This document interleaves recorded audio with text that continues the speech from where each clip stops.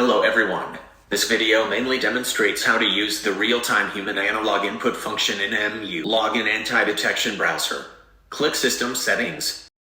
On the Browser Settings page, set the real-time analog input speed. Here you can adjust the speed according to your own needs. During use, the system will randomly adjust the input speed each time.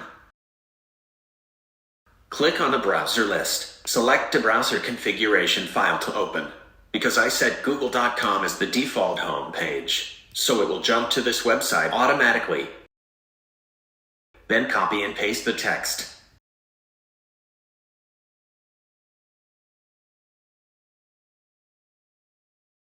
Right-click in the search box and select Paste as Human Typing.